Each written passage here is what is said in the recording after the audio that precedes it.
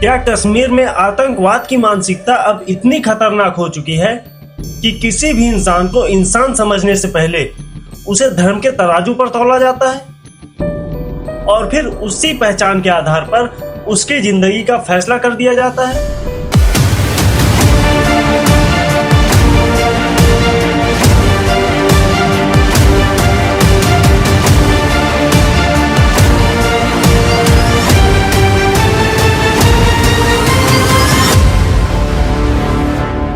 और यहीं से हम एक सवाल पूछ रहे हैं, क्या भारत का हिंदू भारत के कश्मीर में सुरक्षित नहीं है? क्या भारत के कश्मीर में अब किसी इंसान की जिंदगी उसके कर्मों से नहीं बल्कि उसके धर्म और नाम से तय होगी? क्या सिर्फ हिंदू होने की वजह से किसी की जान खतरे में पड़ जाएगी? और यह घटना कोई नई नहीं है। आज से करीब 15 महीने पहले 22 अप्रैल 2025 को कश्मीर के पहलगाम में 26 लोगों को केवल नाम और धर्म पूछकर मारा गया था।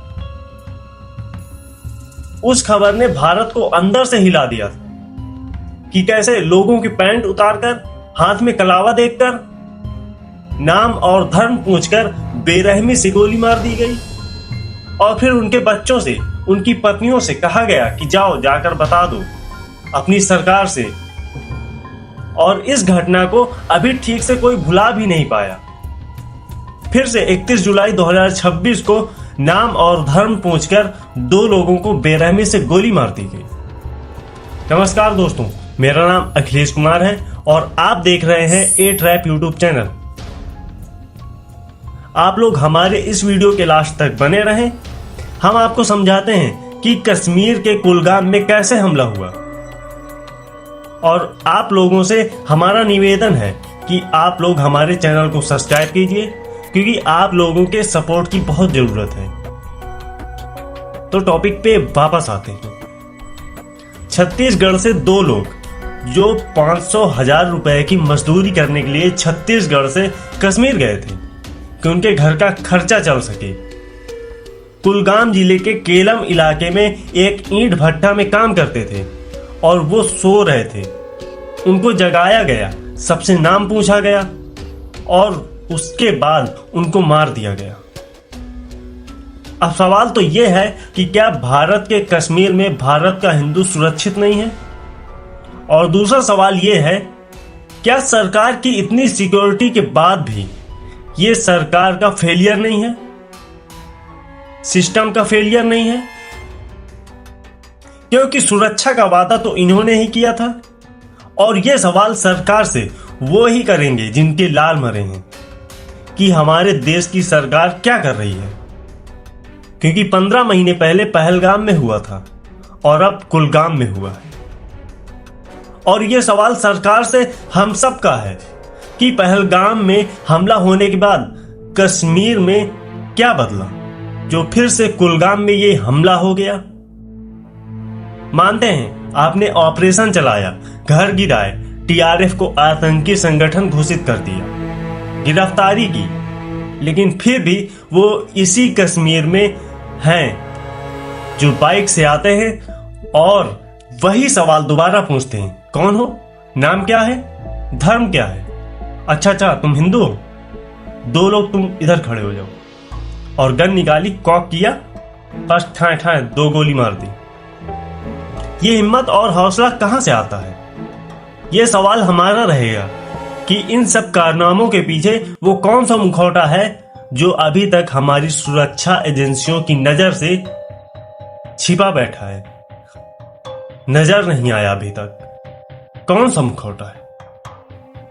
इनका कश्मीर से कोई सियासी या धार्मिक झगड़ा नहीं था, ना ही इन्हें घाटी की राजनीति से कुछ लेना देना था। बस इनको एक चाहत रही होगी कि हम मेहनत मजदूरी करके अपने घर को चलाएं। और जब इनको गोली मारते हैं तो पूरे इलाके में दहशत फैल जाती है और आतंकी रात के अंधेरे में पीछे से गायब हो जाते हैं। दीपक रात्रे को हॉस्पिटल ले जाने से पहले ही दीपक रात्रे की मौत हो गई, जबकि गंभीर रूप से घायल भूपेंद्र भैना को पहले अनंतनाग के सरकारी मेडिकल कॉलेज में ले जाया गया और बाद में सिक्किम श्रीनगर रेफर किया गया, लेकिन इलाज के दौरान उसकी भी मौत हो गई। हालांकि कश्मीर में ये हिंदू मुसलमान पैटर्न से एक पैटर्न आगे है। हिंदुस्तान के हिंदुओं को डराने वाला पैटर्न है कि उनको लगता है मुसलमान तो मुसलमान ही है, इनको कभी भी हम अपने बंदूक की नोक पर अपनी तरफ झुका लेंगे। लेकिन ये हिंदू इन्हें तो अपना दुश्मन मानते हैं। इनको अपनी तरफ करना शायद नामुमकिन है। शायद ये मानसिकता उन जिहादियों के अंदर है और ये अपने मुसलमानों में उस मुसलमान को टारगेट करते हैं जो भारत के साथ है, पुलिस वाला है या आर्मी वाला, कोई जवान है, उसको टारगेट करते हैं।